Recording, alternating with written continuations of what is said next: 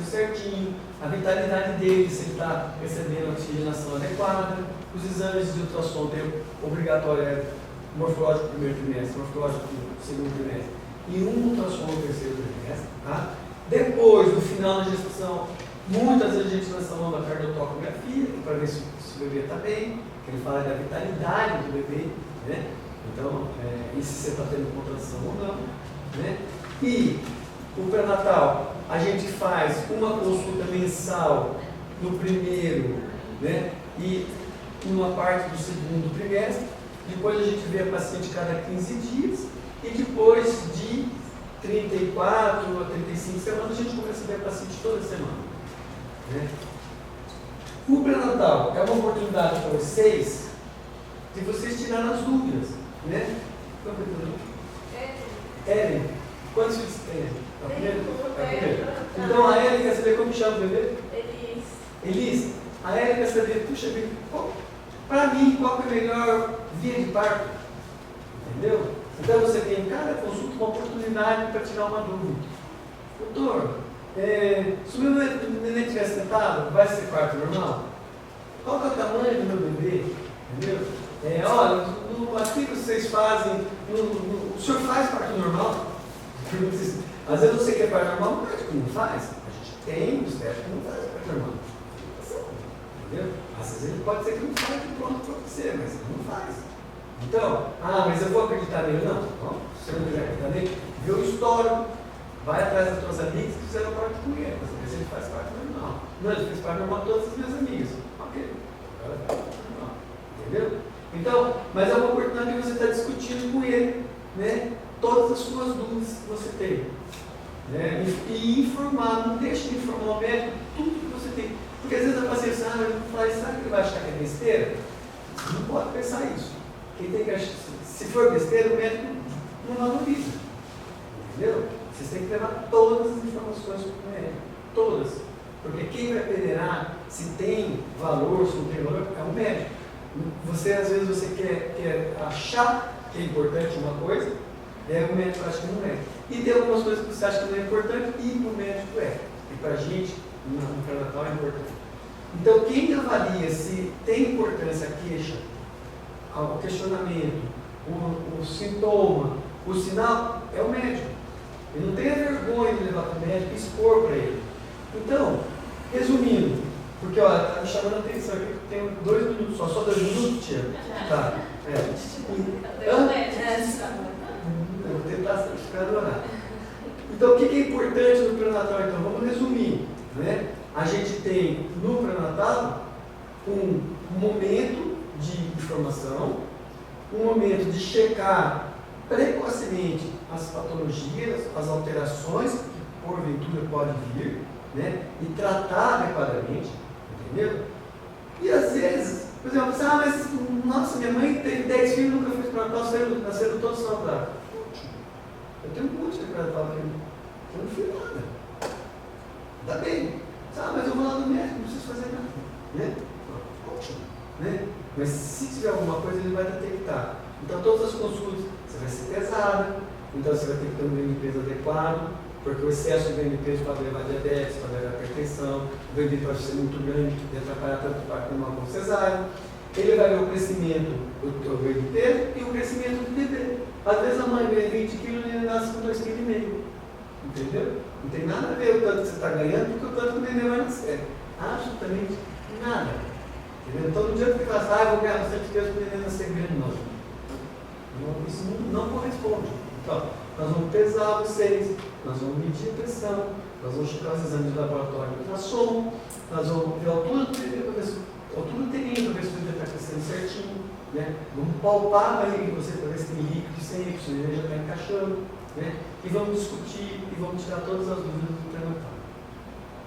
Tá bom? Sim. Vamos deixar para a gente discutir como que está a programação. É no final? Tem discussão aqui? Então tá, tem um coffee break às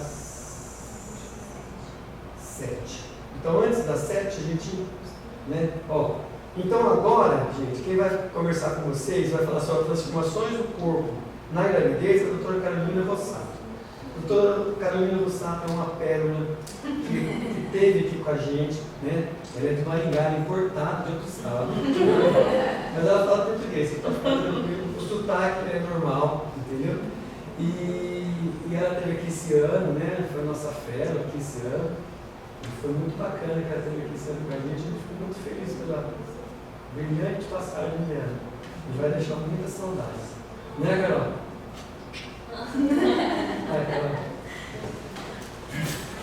Boa noite, todas as gravidinhas, contente por vocês estarem aqui hoje.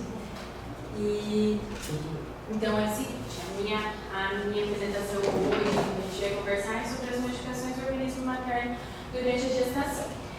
E a gente vai dividir a apresentação basicamente das alterações do começo, da primeira metade e da segunda metade da gestação. Então, as alterações relacionadas à primeira metade da gestação. Alterações físicas de pele, cabelo, ossos, cognitivas de percepção e atenção e o que pode causar mal-estar. Normalmente a gente descobre a gestação por atraso da menstruação. A maioria das pacientes está ou tentando, ou tem a menstruação certinha. Atraso da menstruação faz o BHCG bem positivo. Outras pacientes, às vezes que se pegam meio desprevenidas, já descobrem a gestação por outras alterações que vão acontecendo no começo da gestação. Com alguém aqui foi assim? Que não foi o atraso da menstruação, foram outros sintomas? Quem que aconteceu isso? Foi sangramento? Isso, é uma das situações que pode acontecer. Exatamente. Teve mais alguém aqui por outros sintomas? Dor na mama, náusea, vômitos ou sensibilidade? Vômitos, exatamente. Então, é uma das outras maneiras por essas alterações, que são muito comuns no começo da gestação, a gente às vezes descobrir a gestação também por conta disso. Então, nas primeiras mudanças que acontecem no corpo da mulher, dor nas mamas. A mama, ela já se prepara no comecinho da gestação, não é lá no final que vai acontecer essa mudança, já é desde o começo. Então, o aumento do volume mamário é muito intenso nessa fase e por isso causa, além do aumento de volume, muitas dores, desconfortos relacionados a isso, que às vezes são sintomas até premonitórios e preditivos da gestação. Acontece logo no comecinho. E a pele? Os hormônios da gestação fazem com que a gente fique com a pele muito mais hidratada, viçosa, brilhante. E nessa fase, normalmente, fica sem espinha, fica bonita. E muitas pacientes, às vezes, sem saber que está grávida, me perguntam: o que aconteceu com você? Você está grávida? Está tão bonita, está tão brilhante. E é uma das coisas que eventualmente pode acontecer, porque a pele muda e a pele fica bonita. Mas, em contrapartida, os hormônios eles ativam essas células que chamam melanócitos. Os melanócitos são aqueles que fazem com que a pele possa ter manchinhas, possa aparecer algumas áreas escurecidas. Aquela mancha gravídica, que chama toasma, é causada por essa célulazinha, que se a gente não se proteger, pode acontecer também durante a gestação. Por mais que se cuide, pode ter mancha no rosto durante a gestação. O melasma, ele é muito comum. E para a gente se proteger, não basta passar protetor. Tem que ter barreira física também. E qualquer área do corpo que estiver exposta ao sol pode causar as manchas do corpo. Então não adianta proteger o rosto, tem que proteger o corpo inteiro. Bom? E os cabelos? Os cabelos também ficam lindos, brilhantes, sedosos. Eles normalmente, durante essa fase, não caem ou cai muito pouco o cabelo. O que vai acontecer lá na frente, a hora que vier neném? O contrário. Tudo que não caiu durante a gestação, cai. Então, o que acontece? A gestante fica com aquele cabelo bonito, cresce, longo, ganha neném, corta, porque não aguenta ter muito cabelo caindo, né? E isso é normal, tá bom? E você sabia que até a visão muda na gravidez? Exatamente. Todo o relaxamento que os hormônios causam durante a gestação pode causar alguma adaptação nas regiões dos músculozinhos que a gente tem que coordena o nosso globo ocular. Então, por conta disso, muitas pacientes sentem dificuldade de enxergar ou até alguma mudança no grau de visão, quem já usa óculos. Então, uma das coisas que pode acontecer. Visão turva, embaçada, visão dupla, pode acontecer. E concentração. Também. Tem a famosa gestonta, que a gente fica meio bobo, mas é assim mesmo. Muitos dos acontecimentos que acontecem na gestação é próprio do processo evolutivo que a gente vai passando ao longo do tempo e, de certa forma, faz com que a gente crie uma proteção da cria, né? E a concentração também. Então, a gente fica muito mais alerta aos fatores ambientais como forma de proteção e, por conta disso, a gente muitas vezes não consegue focar e se concentrar, né, numa atividade só. Porque você está alerta a tudo que está acontecendo no ambiente. Caso tenha alguma necessidade, você vai se proteger para proteger o seu bebê. E os ossos e articulação? Trouxe a fotinha da Kim Kardashian, linda, de saltinho, com os pés inchadinhos, mais linda, né? Então, além dos olhos, todo o relaxamento da musculatura, todas as articulações ficam mais frouxas. Então, saltinho só bem baixinho, porque senão acontece de, apesar de você se manter, ter a sensação de que está tudo bem, que está tudo equilibrado, de repente vai lá e dá uma torcidinha no pé, tá? Isso porque a gente não tem como evitar que isso aconteça. É do nosso próprio organismo essa alteração. Então, como eu estava falando, os sentidos ficam muito sensíveis, exatamente por isso. Então, as náuseas e os vômitos estão muito relacionados ao aumento do beta-HCG durante o começo da gestação. Isso acontece normalmente até 14 semanas. E as náuseas e os vômitos também como uma forma de prevenir com que você se alimente de alimentos que não são saudáveis, alimentos que possam te trazer algum prejuízo para o seu bebê. Então, a gente fica muito mais sensível e recusando alimentos que às vezes possam ter ou que não são nutritivos ou que possa ser tóxico para você. Então, esses sentidos ficam aguçados, levando a ter náuseas, vômitos, e que depois acabam passando essa primeira fase, fica bem mais tranquilo. Porque esses sintomas passam porque na primeira fase, que é onde o neném está se formando, pequenininho, que é mais crítica, é aí que é a fase mais perigosa e onde tem as náuseas e os enjoos. E as cólicas? Por que tem as cólicas? Repare que o útero é bem pequenininho no começo da gestação e depois ele vai crescendo e vai crescendo muito rápido. Então é comum ter cólicas, desconforto, justamente por causa disso. É uma proliferação muito grande, é um aumento grande e daí algumas pacientes podem, não é tão comum não é todas as pacientes que relatam, mas tem um desconfortinho, tá bom? Agora, segunda metade da gestação, outra situação completamente diferente. Aumenta o volume abdominal, começa a sentir outras sensações. Logo na metade, entre a transição do primeiro para o terceiro trimestre, ali é uma zona de conforto, uma zona de mais tranquilidade, que você sente mais disposição,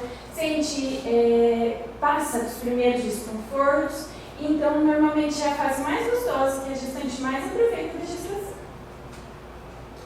Então, na segunda fase, mais as mudanças físicas, os desconfortos e o preparo do corpo para o parto. Então, os possíveis desconfortos nessa fase, principalmente da parte óssea e relacionado ao aumento do volume abdominal. Quando a gente começa a ter aumento do volume abdominal, o nosso eixo de equilíbrio muda. Então, qual que é a posição que a grávida adquire? Abrir a base, abre a perna, mão na lombar e curva para poder manter o equilíbrio. Então, essa hiperlordose pode fazer com que tenha as dores, os desconfortos nessa região. Outra situação é que a bacia começa a alterar e abrir o canal de parto. Então, e sem contar o peso do neném, que causa principalmente a dorzinha no pé da barriga. E além disso, então justamente por conta tanto da parte hormonal, que vai fazer com que todo o sistema gastrointestinal fique mais lento, vai causar muito queimação, pirose, um pouco de refluxo, porque esse sistema está lentificado. Então, tudo que você come fica mais tempo no estômago e tem mais refluxo. Além de que o estômago começa a ser comprimido. Então, cuidado com as partes da alimentação. E o intestino preguiçoso também, tá? Além de estar comprimido, siga. 5 minutos.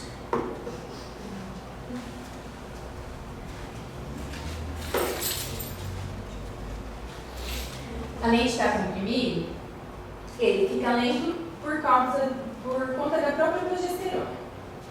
Além disso, falta de ar por conta do diafragma subir, o nosso pulmão fica um pouco mais comprimidinho, e então a gente acaba tendo esse desconforto para respirar e aumento da frequência urinária pela própria compressão da bexiga, tá? A bexiga fica espremidinha, pequena, então tem que toda hora ir no banheiro, porque senão perde xixi, às vezes até sem perceber. E os seios? Os seios ficam mais escurecidos e vai se preparando normalmente, a areola vai tomando um formato para o aleitamento e aparecem essas bolinhas que são tubérculos de Montgomery. Esse nome feio serve para fazer com que tenha uma hidratação, que a mama fique mais preparada para o aleitamento. Bom? E por que as pernas incham? Olha lá, aqui agora de chinelinho. Porque a barriga aumenta muito de tamanho, tem grandes vasos que passam na região mais posterior do nosso corpo e, comprimindo pelo peso abdominal, vai fazer com que uma grande parte de sangue fique reprimido na parte inferior do corpo. Esse sangue que não volta com facilidade, ele fica acumulado e extravasa líquido fora dos vasos. Esse líquido fora dos vasos é inchaço, é edema. Então é importante nessa fase a gente usar meio de compressão elástica. Dá para usar desde o começo da gestação, mas principalmente mais no final é que vai inchar mais. E o doutor tinha até comentado sobre o peso ideal, né? Então aqui está mais ou menos uma distribuição do que pesa dentro da nossa barriga, o que acontece e tudo que muda. Então, tem o peso do neném, tem reserva de gordura e proteína e uma quantidade grande de sangue, fluidos teciduais, útero líquido, placenta e cordão umbilical e as mãos. Então, é aceitável se você tiver dentro do peso ideal em torno de 11 quilos de aumento, que é praticamente grande parte disso com o parto já vai embora. E como eu vou saber que o parto está próximo? Você vai tendo sintomas premonitórios, vai tendo as contrações de treinamento, vai tendo as dores no pé da barriga, que conforme o neném for descendo, principalmente na primeira gestação é mais comum, que vai ficando mais intensa. E nessa fase, então, é importante hidratação, ficar tranquila e durante toda a gestação se manter o mais saudável possível e fazer tudo de acordo com cada fase da gestação, né? Vou passar um videozinho que resume e faz um apanhado de todas essas modificações que vão acontecer ao longo da gestação, tá bom?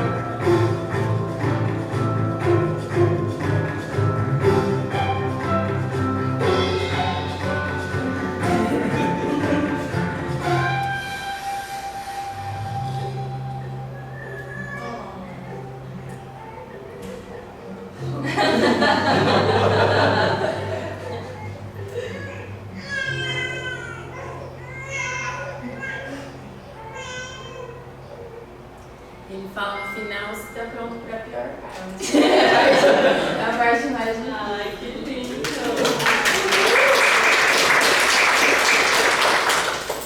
Era pra ter legenda, gente.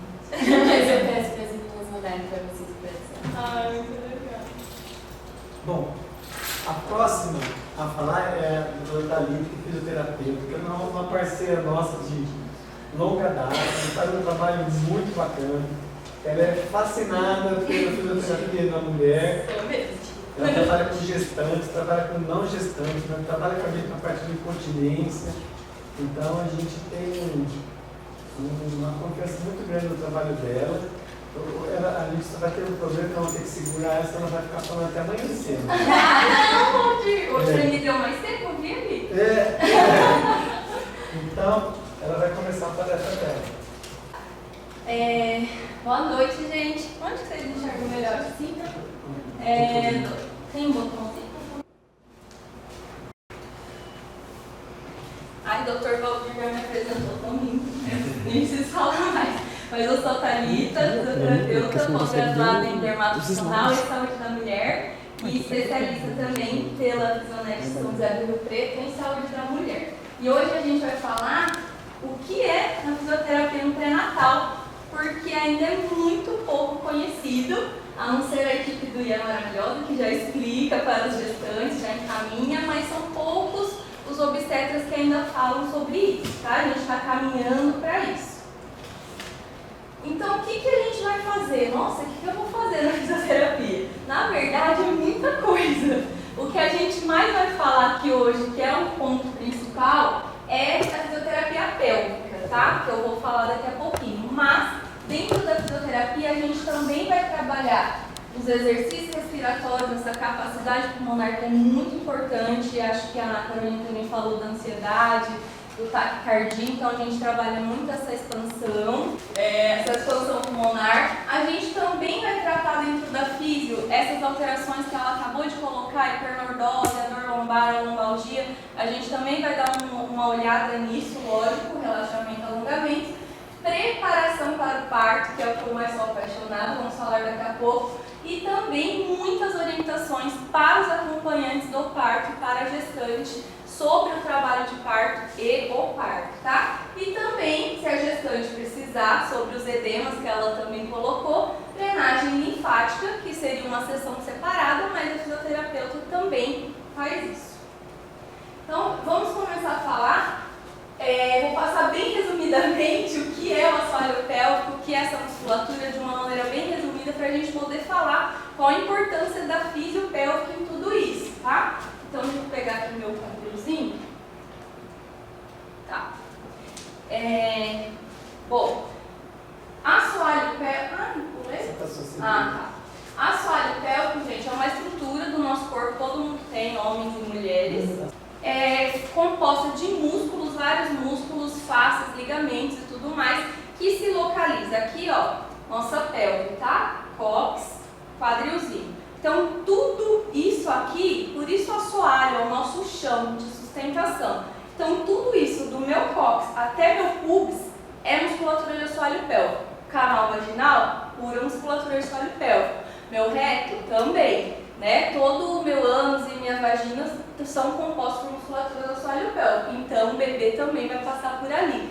Então, quais as funções? Primeira função, rapidamente, da continência urinária e fecal. Alguém já ouviu falar? Perdeu xixi, foi tossir, foi espirrar, saiu xixi. Isso pode acontecer por pura fraqueza muscular. Óbvio, tem muitas outras coisas, mas por pura fraqueza dessa musculatura. Então, imagina o peso da gestação, do útero, do bebê, tudo isso sobrecarregando essa musculatura. Então, olha a importância dessa musculatura estar forte, estar treinada, estar funcional. E também depois vou falar sobre o trabalho de parto.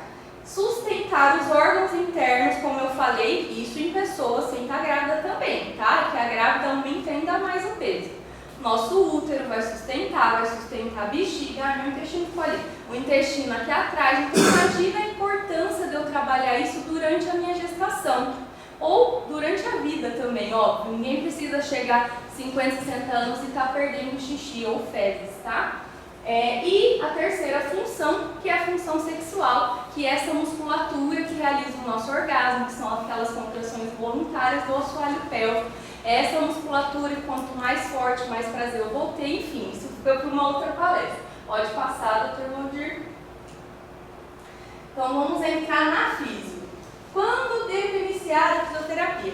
Gente, isso ainda é meio bagunçado, tem vários artigos, vários profissionais falam uma coisa. Eu, Thalita, gosto de trabalhar numa margem de segurança, em que eu falo depois da 22ª semana, com a liberação do obstetra, tá? Se tiver tudo ok, nenhuma contraindicação, a gente dá início à fisioterapia.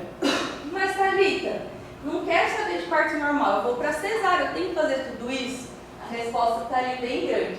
Sim! Por quê? Por tudo isso que eu acabei de falar. Não é porque você vai para o parto normal para cesárea que vai mudar esse peso que você vai carregar durante a gestação toda.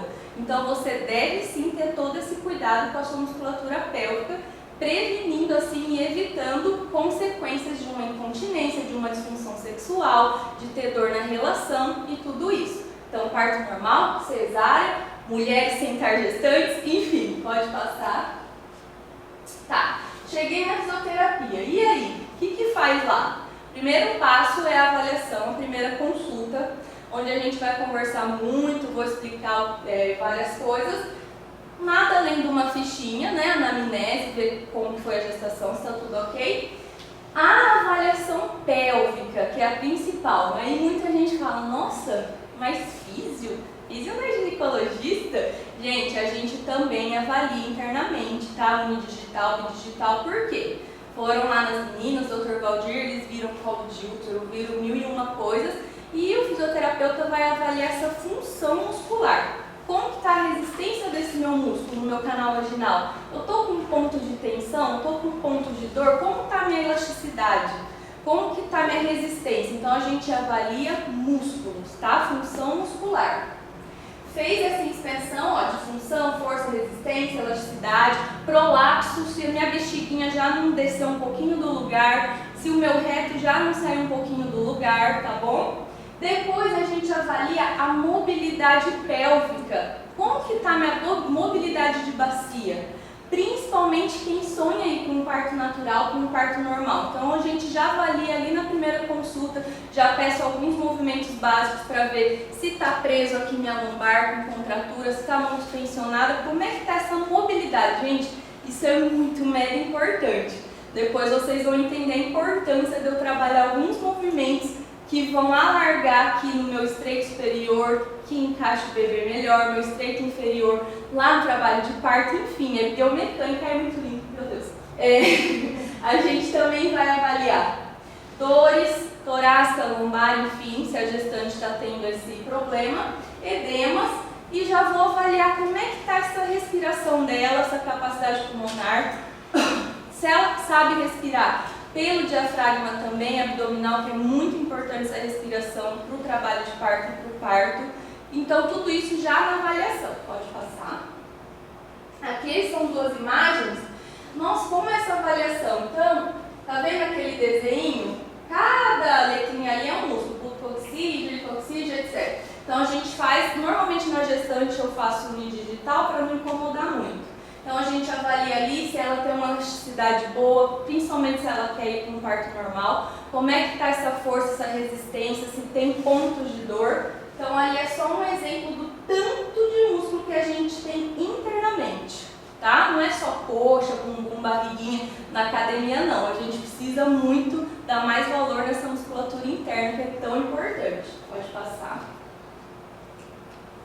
Tá, avaliei e comecei. Então vamos lá. O que eu vou fazer na fisioterapia? Deixa eu pôr meus bonequinhos.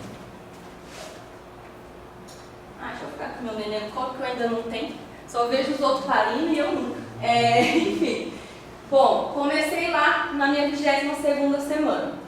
Então, essa primeira etapa, tanto faz se eu vou para um parto normal ou para um parto cesárea. Vai ser igual. Tá? A gente vai fazer um treinamento dessa musculatura do assoalho pélvico, vai trabalhar função, fortalecimento dos MAPs. MAPs é a musculatura do assoalho pélvico.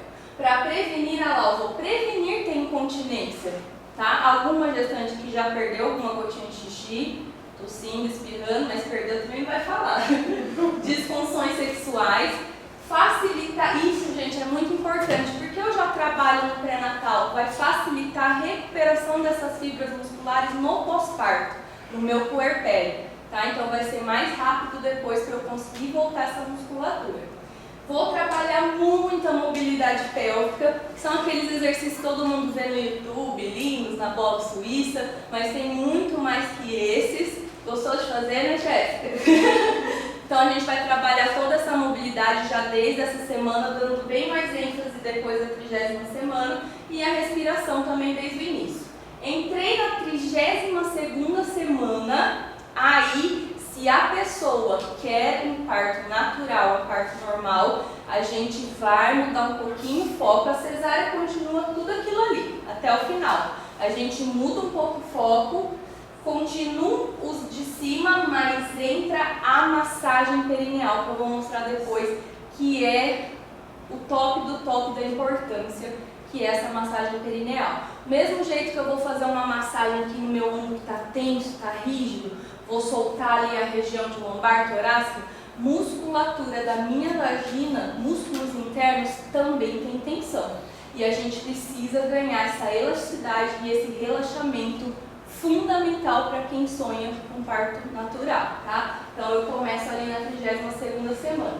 Entrei na 36ª, cesárea, continua ali mais a parte de cima, tá? Continua a massagem perineal, a mobilidade pélvica, respiração, etc. E inicio alongamento da musculatura e canal vaginal com o Epinol. Alguém já viu o Epinol? Que agora é meio modinha, né? Mas não por estar na modinha, ele é bem importante.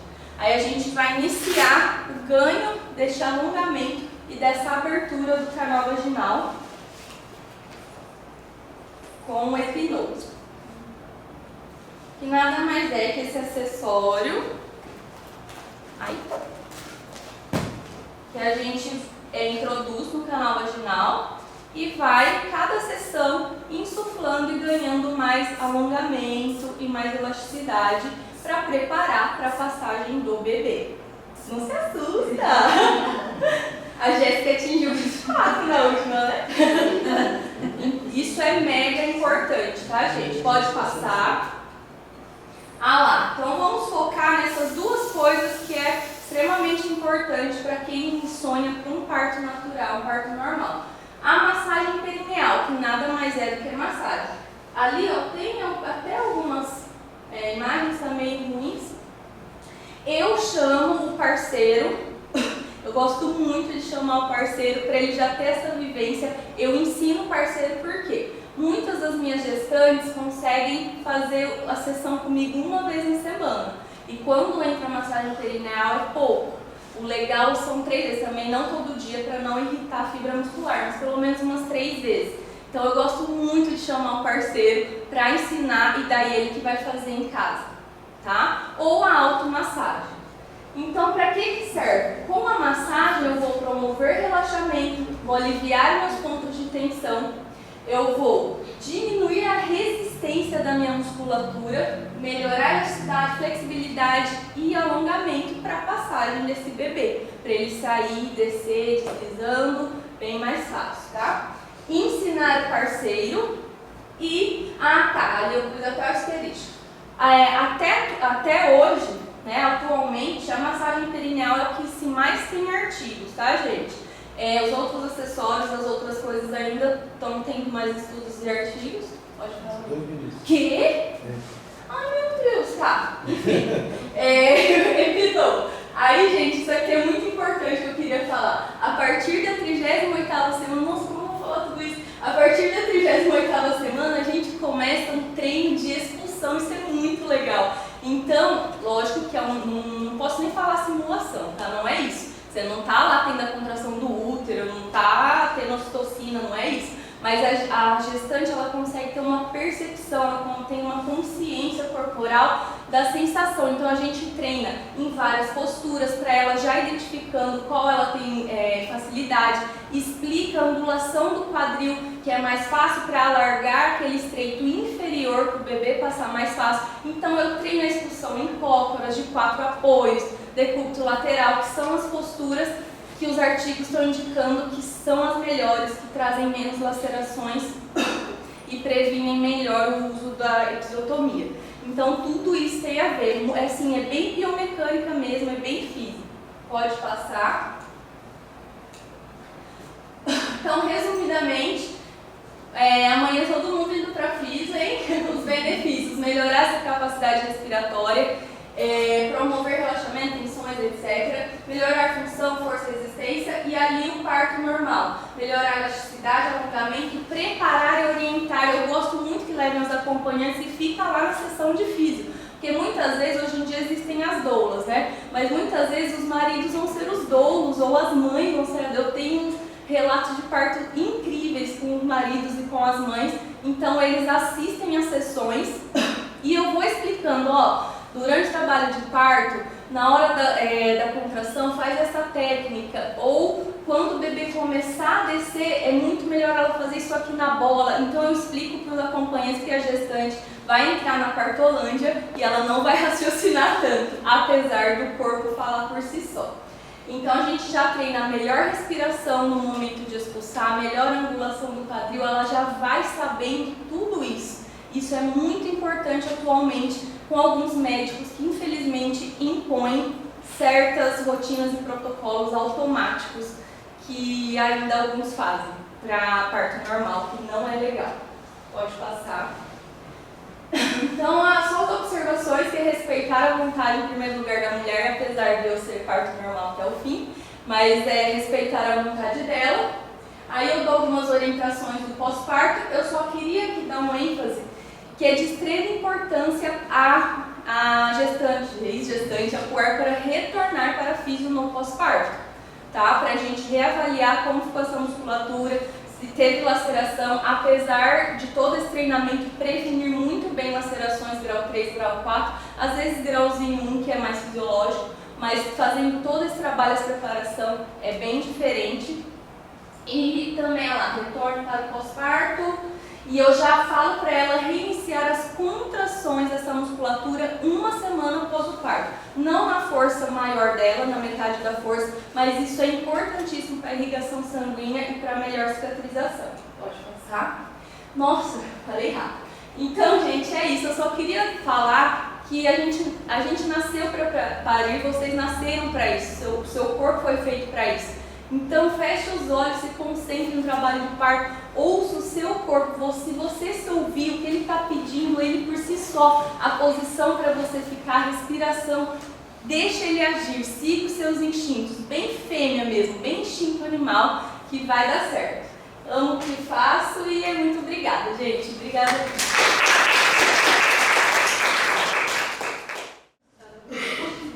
Só quiser não. Bom, vamos lá? Nossa, eu conheci o nome de todos os bebês. Se vocês mesmos quiserem ir embora, estão os bebês aqui na palestra, eu não lembro o nome deles, tá? Bom, vamos continuar com a nossa conversa de hoje, que não é nem uma palestra, um curso, né? Nesse curso, eu falei com o pessoal assim, gente, pode perguntar. Ajuda ela está procurando entrar. Bom, o que acontece? Dando sequência agora, né? Nós vamos querer falar da Adriana. A Adriana é uma nutricionista que a gente agregou a nossa equipe desde há um ano já, né? Ela, vamos dizer assim, é uma rainha muito especial. Assim, a gente já era amigo, ela era amigo do meu filho, se tornou amigo da Terê, e a gente agregou ela na empresa. É uma menina que tem muito conteúdo para oferecer para vocês, mas muito mesmo. Ela está muito bem formada, muito bem preparada. A gente confia muito no trabalho dela, né? E eu acho que ela tem muito a acrescentar para vocês. A nossa rotina do pré-natal é que todo mundo vai nela. Porque assim, o ganho de peso está muito linkado com os resultados satisfatórios. Vocês ganhar peso a mais do que deveria, aumenta o risco de diabetes gestacional, hipertensão na gravidez, ela vai falar tudo isso. O bebê muito grande é mais difícil que o parto normal, entendeu?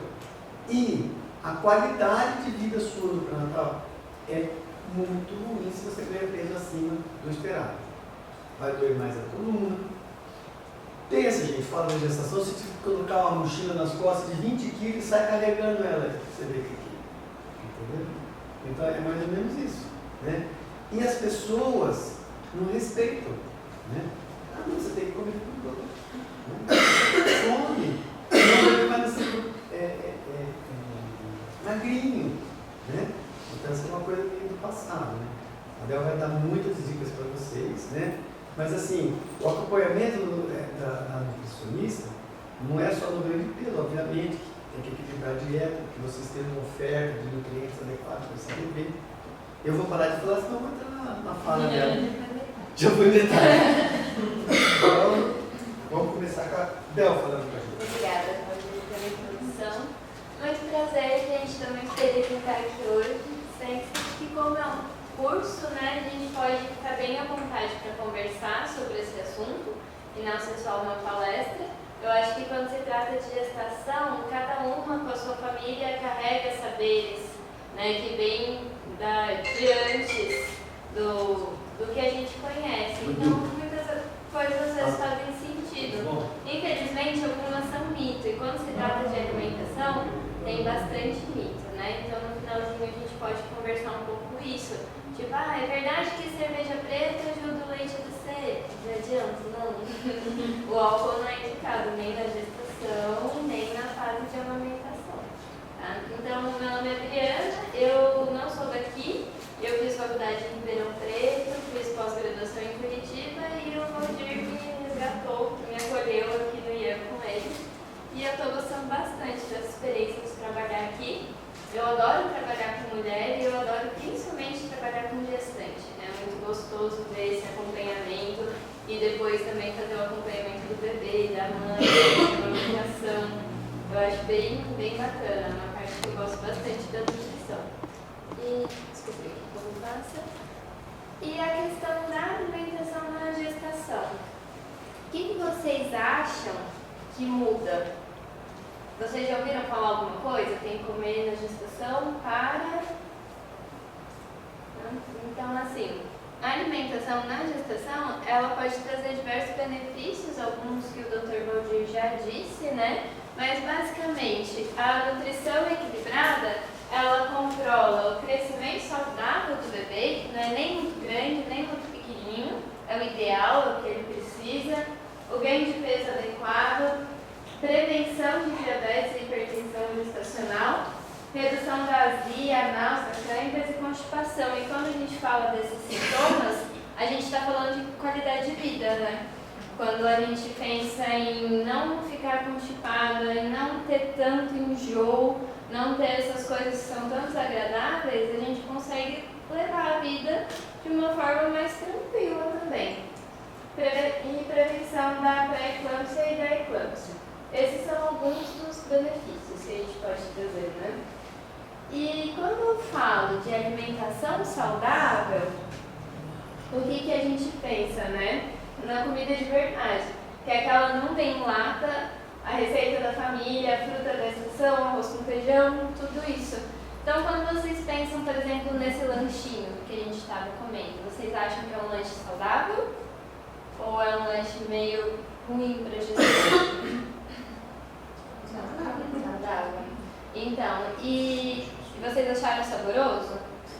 A alimentação saudável, ela pode ser muito saborosa e ao mesmo tempo nutrir e fazer bem para o nosso corpo.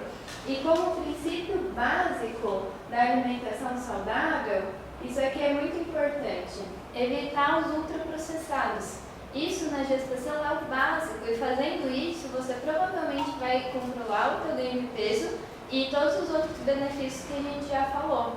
Ultraprocessados são as coisas que vêm da indústria, que vem em saquinho, que vem em embalagem.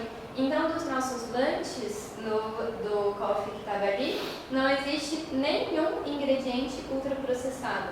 Os recheios dos pães, tudo foi feito natural, não dá muito trabalho, é fácil de fazer e é muito gostoso. Então, quando a gente fala de alimentação equilibrada, né, é a comida de verdade. O arroz, o feijão, as frutas, as verduras e as preparações também, que geralmente a gente traz da família, né, uma receita de bolo especial. Tudo isso pode ser incluso numa alimentação saudável. E aí, se tratando da gestação, o equilíbrio da alimentação saudável tem algumas particularidades. No caso, existem alguns nutrientes que é importante que a gente tenha uma maior atenção no consumo. Pensando aqui, o primeiro, que é muito importante, são os alimentos ricos em fibras. Vocês sabem o que é fibra? Algumas pessoas confundem com a fibra da carne, é diferente. Essa é uma fibra que vai ter nas frutas, verduras, legumes e nos cereais integrais. Cereais, eu estou falando de aveia, de arroz. Por que das fibras? A fibra ela vai ajudar nessa questão do diabetes gestacional, nessa prevenção do diabetes gestacional, e ela vai também ajudar a auxiliar muito na questão da constipação, que é sempre uma coisa muito forte, sempre não, mas a gente ouve bastante relato, principalmente mais para o finzinho da gestação. E junto com as fibras, esses alimentos eles vão trazer um monte de vitamina, um monte de minerais, que também são fundamentais para essa fase da vida, né? E controla o ganho de peso. Então, por isso que eu sempre coloco as fibras como primeiro. Consumindo alimentos ricos em fibras, você já vai estar consumindo a maior parte dos nutrientes que você precisa para a gestação. Outra coisa, as gorduras boas. A gente está numa época que o pessoal tem fobia, tanto de carboidrato quanto de gordura, né? E as gorduras, elas podem ser extremamente saudáveis, mas a gente tem que saber de onde vem essa fonte. Então, é importante consumir a gordura que não é cozida, a gordura que não é esquentada, a gordura da forma in natura dela. Então, a gordura, por exemplo, do abacate, das castanhas e do azeite de oliva. Elas são importantes para a fase de desenvolvimento neurológico do bebê e também para a função visual. Então isso, o que vocês comem, os nutrientes que vocês ingerem, os alimentos que vocês ingerem, eles vão fazer diferença na formação do bebê também. Outro nutriente fundamental é o ferro, que tem principalmente nas carnes, mas para quem não consome carne, na gestação também tem muita gente que não consegue comer carne. E aí a gente tem os vegetais verdes escuros, os feijões, e eles também trazem o ácido fólico. Vocês suplementaram o ácido fólico? Geralmente sim, né? Então tem alguns nutrientes que são tão fundamentais para a formação do feto que é indicado inclusive a suplementação. Um nutriente muito importante que pouca gente falava e que de uns tempos para cá tem se estudado, né, a importância dele na gestação é o cálcio. A gente vê muito ele na redução do risco de eclâmpsia e pré-eclâmpsia e redução das câimbras também. Ah, mas eu sou intolerante à lactose. Hoje em dia a gente tem diversos leites vegetais que vêm de mercado mesmo e que eles são suplementados com cálcio, para não ter que tomar nenhum suplemento à parte. Além disso, a gente tem o kefir, que quase não tem lactose, assim como o iogurte natural. E o gergelim também é a fonte vegetal mais rica em cálcio. Então é uma coisa que dá para adicionar em cima do prato, dá para adicionar nas frutas, consumir de diversa variedade. E como nutriente, por último, fundamental, nós temos a água. A água é a nossa fonte de vida, né? Então, tanto gestante quanto não gestante, quando estiver amamentando, é fundamental um consumo de água ideal, de 2 a 3 litros no mínimo, né? Para manter a hidratação do corpo, para não inchar, para reduzir o inchaço, a gente tem que tomar mais água. E algumas dicas importantes também para diminuir alguns sintomas de azia, de enjoo, de náusea, e também quando está já no finzinho da gestação, começa a ter mais desconforto ao comer, né? A barriga ela dá uma pressionadinha no estômago, então é importante fracionar as refeições de 5 a 6 por dia, menores quantidades. E como a gente vai fracionar, a alimentação brasileira geralmente é pão de manhã, arroz, feijão e carne no almoço, pão de tarde, arroz, feijão, carne e jantar. e no máximo mais um pão à noite, né? Então, quando a gente vai pensar em fracionar, a gente tem que enriquecer os lanches. Então, a gente vai comer menos no almoço, mas eu vou comer alimentos nutritivos. Eu vou comer menos no lanche, mas eu vou preferir comer mais fruta. Então, eu não vou comer tudo de uma vez, mas agora eu como um pão, depois eu como uma fruta, depois eu como outra, né? Um mingau com aveia, enfim. Pensar em receitas mais nutritivas para esses lanchinhos intermediários. E aqui é um exemplo de prato saudável, né? Que é metade do prato vegetais e a outra metade arroz, feijão. E uma carne, ou para quem não come carne, pode ser substituído por vegetais verdes escuros ou pelo próprio feijão. Aqui tem a imagem, né? Lentilhas, esse é um prato saudável vegetariano. Metade também verdura, um quarto de arroz ou batata, outro quarto de feijão, lentilha, ervilha. Opções aí para quem está interessada em manter essa regulação e não come carne, ou então para quem come também. É um exemplo de almoço e de jantar. E sempre que possível, gente, sem agrotóxico. Isso é uma coisa pouco falada, mas que é fundamental, nem sempre a gente tem acesso. Mas para quem tem uma vizinha que planta, vale a pena consumir os alimentos dela. Pegar os alimentos da época, então agora está na época de pitaia que eu trouxe, está na época de goiaba. Então consumir esses alimentos da época que eles vão ter menos uso de agrotóxico. Algumas feiras, agora em Assis, de sábado, a gente tem a feira agroecológica, com todos os alimentos plantados no veneno. E isso também, um pouco que você consiga reduzir, pode trazer alguns benefícios para a sua saúde e para a sua gestação também. Lembrando que, como o Dr. Valdir falou da toxoplasmose, higienizar muito bem as saladas, as verduras e todos os alimentos que vão ser consumidos crus, com água sanitária, inclusive. A proporção é 1 colher de sopa para 1 litro de água. Volta só um pouquinho. Não consumo coisas mal passadas. Carne crua. Ah, é verdade, outra coisa.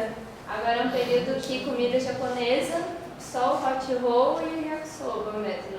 Sem peixes crus, sem carnes cruas e sem carne mal passada, inclusive no churrasco. Pelo risco também de toxoplasmose. Posso falar, né? Mas quem já teve contato com a toxoplasmose pode comer essas coisas ou não? Tem poder pela toxoplasmose. Já está pode. Mas aí tem a questão também que é um maior risco de intoxicação alimentar, né? Quando a gente consome alimentos crus. Então, na nutrição a gente costuma não recomendar por conta desse risco de também intoxicação alimentar, um momento que pode estar mais sensível. E a salada sempre tem lavada também, na gestante ou não, mas a gestação não. Ah, cogumelo? Então, para quem gosta, né, para quem não come carne, é uma excelente fonte de proteína, tá até aqui na imagem. Para quem come carne também, ele pode ser consumido. Desde que sejam os alimentícios, né? Os que. Os que a gente está acostumado a comer, de dar que assim, vamos ali, sim, esses comem. Os que a gente conhece, né? Se for na floresta e encontrar um.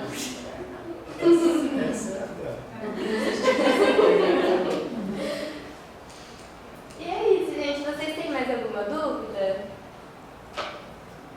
Para suplementar o cálcio, o que é legal? Tem os próprios suplementos de cálcio. Se esses alimentos não forem interessantes, né, eu sempre prefiro ir pelo alimento.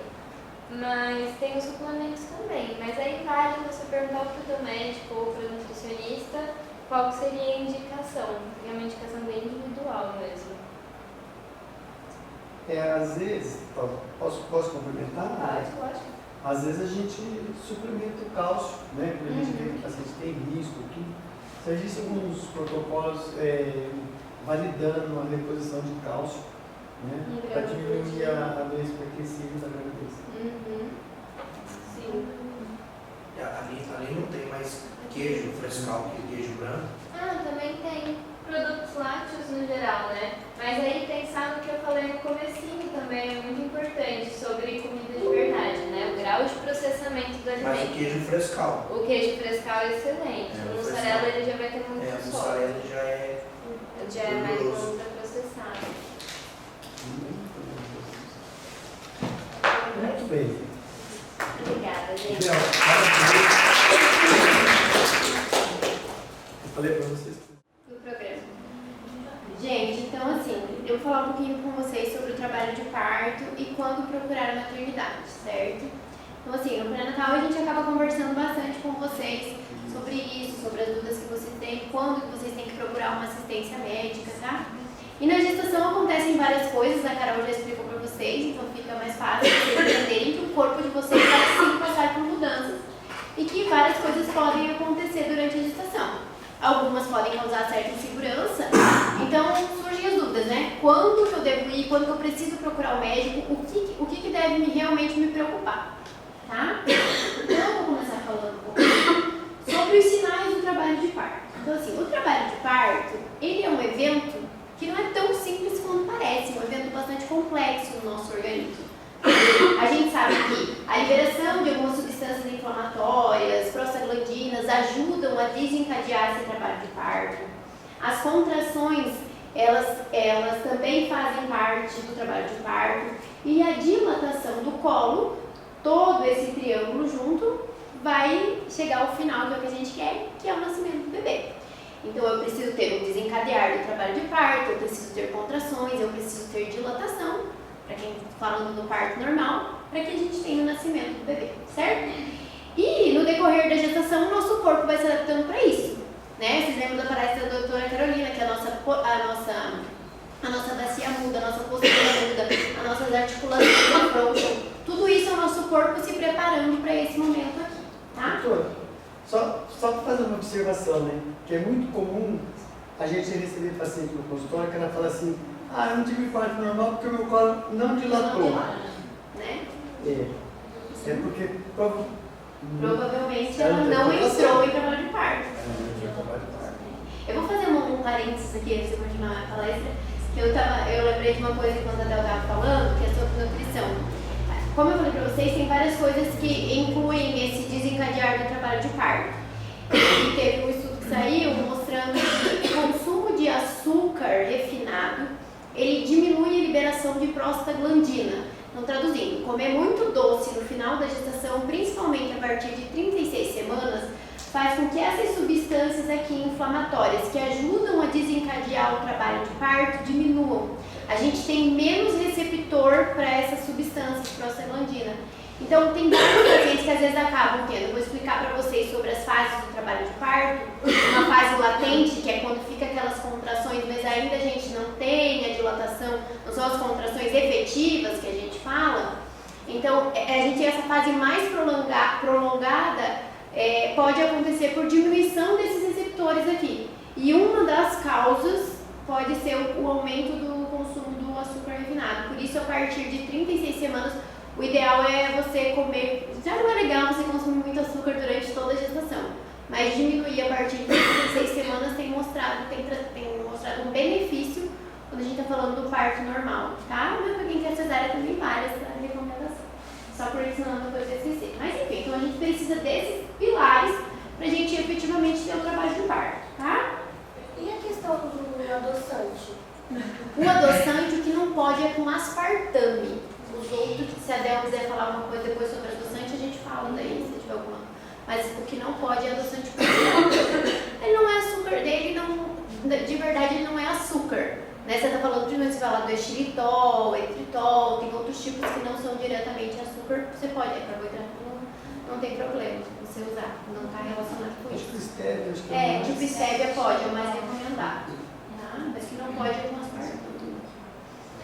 Então, assim, gente, temos que ter a liberação dessas substâncias inflamatórias, tá? E tem várias coisas que dependem. Posso ter parto normal? Isso pode acontecer? Vai depender se a mãe tem ou não patologia, né? Tem alguma doença que talvez impeça esse parto, alguma alteração fetal, às vezes um bebezinho muito pequeno, um bebezinho que não está recebendo nutriente da placenta o suficiente, um bebê restrito, que a gente fala, um bebê com malformação, às vezes limita esse trabalho de parto, tá? Eu preciso ter as contrações, preciso ter dilatação cervical e principalmente isso aqui, que é o que mais determina, que é o tamanho da pelve e o tamanho do feto. A gente chama de desproporção cefalopélvica. Vocês vão ver que tem muitas histórias que às vezes a mãe entra em trabalho de parto, tem contração, tem dilatação e no final teve que ir para cesárea. Às vezes, suponhamos que isso tudo, que todos esses eventos aconteceram certinho, às vezes isso pode ter sido uma desproporção cefalopélvica verdadeira. É quando a bacia da mãe não é compatível com o tamanho do bebê. Isso não quer dizer que o bebê é grande, porque às vezes tem bebês com tamanho normal, com menos de 4 quilos, que mesmo assim não é compatível com a bacia materna. Tá? Isso pode trazer um final de um trabalho de parto, que talvez era para nascer não dando certo. Mas enfim, são essas situações que a gente tem que estar de olho para ver se esse parto vai evoluir bem, tá? E eu quero ter parto normal. Então, a primeira coisa, pro parto é você querer, é a primeira coisa. Eu acho que é a parte mais importante, né? Hoje em dia a gente não tá aqui para obrigar ninguém, né? Mas sim para explicar para vocês, porque tem muita gente que não sabe o que é o trabalho de parto ou tem medo de parir, e não é para vocês terem medo, isso é um evento fisiológico, todos os animais parem, não que eu estou comparando de todas as fêmeas, nós somos fêmeas também, mamíferos, nascemos para isso, podemos sim parir, desde que tenhamos dado essa chance. Mas o mais importante, e a gente sabe que muda, aquela mãe que quer ter o parto normal, aquela mãe que se prepara, que faz a fisioterapia, isso tudo traz, a gente consegue ter um fim melhor, a gente geralmente chega, tem mais sucesso do parto normal do que talvez aquela paciente que realmente não quer, que está indo contrariada, que por algum motivo já, talvez, e tem seus motivos, não estou falando que está errado de maneira alguma, tá? Ninguém é menos mãe ou mais mãe por fazer cesárea ou por fazer normal. A finalidade é vocês estarem bem e o bebê estar bem. Eu sempre digo isso, esse é o mais importante, tá? Mas sim, todas são capazes, tá bom? E é importante ter todos esses eventos aqui, tá? Então, durante o nosso, o decorrer da gestação, essa patinha aqui é do bebê se posicionando na pelve, então para vocês entenderem que todas essas estruturas aqui vão se adaptar para o trabalho de parto. Aqui a gente tem o colo. Quando a gente faz o toque vaginal em vocês, para a gente perceber se há uma dilatação ou não, onde a gente quer chegar a avaliar é esse colo aqui. A gente sabe que durante a gestação e principalmente no finalzinho, a gente vai ter um encurtamento desse colo, então o colo ele vai ficar mais fino, tá bom? E depois ele vai começar a dilatar. Então aquelas dorzinhas que vocês vão sentindo no final da gestação, aquela cólica aqui embaixo, aquele desconforto na lombar, tudo isso pode ser o seu corpo se preparando para esse momento. Às vezes os endurecimentos que acontecem esporadicamente, endurece de um lado, endurece do outro, endurece, fica duro um tempão, depois relaxa de novo, passa 2 horas sem endurecer, isso tudo vai estar ajudando a modificar esse colo aqui, deixando mais preparado para o trabalho de parto. E isso é muito bom, é isso que a gente quer que aconteça, tá? O trabalho de parto, então, ele consiste em várias fases. Ele não é simplesmente 1, 2, 3, nasceu o neném. É óbvio que não. Principalmente quando a gente está falando daquela paciente que nunca pariu, né? Aquela primigesta que a gente fala, né? Que nunca, é a primeira gestação e nunca teve um trabalho de parto. Ou a primigesta funcional, que é aquela que já teve um parto, mas foi uma cesárea anterior e agora quer ter o parto normal. Isso pode acontecer, mas acaba que o seu organismo se comporta da mesma maneira, como se nunca tivesse tido um parto normal, tá? Então a gente tem algumas fases. A primeira fase que às vezes mais causa confusão são os pródromos do trabalho de parto. O que é isso? São contrações irregulares. Sim, elas podem durar alguns dias. Algumas pacientes têm essa fase um pouquinho mais curta, tá? Outras um pouco mais prolongada, isso varia de paciente para paciente, isso varia a cada gestação, tá? E a intensidade também, tem gente que tem um limiar menor para dor, outros que realmente nem sentem esse desconforto e passam por essa fase de pródromos, muito bem, obrigada, não senti nada, entendeu? Outras não, outras vão sentir desde o começo esse desconforto. A partir de quantas semanas começa? Isso vai depender, tá? Porque assim, se eu estiver falando de um trabalho de parto prematuro, pode ser que essas suas contrações aconteçam um pouquinho antes, tá? A partir de 37 semanas, o teu bebê já é um bebê termo que a gente fala. Então sim, a partir dessa fase pode ser que você já comece a ter os pródromos do trabalho de parto, tá? Tem paciente que vai ter bebê lá com 40 semanas e às vezes essa fase vai começar nas últimas semanas da gestação, tá bom? E essa intensidade vai variar. A fase lá, depois dos pródromos, que nem todas as pacientes sentem esses pródromos, são essas contrações irregulares e menos intensas. Às vezes sente só até endurecer a barriga e não sente tanta dor, tá? A gente vai ter a fase latente, que são contrações ritmadas, então elas acontecem, pode ser a cada 10 minutos, pode ser a cada 15 minutos, cada 5 minutos, cada 5 minutos a gente está fazendo a fase ativa, mas a cada 10 minutos uma contração, isso é a fase latente do trabalho de parto. Ela acontece, realmente ela tem um ritmo, porém ela tem um espaço mais longo e às vezes uma duração um pouquinho mais curta, tá?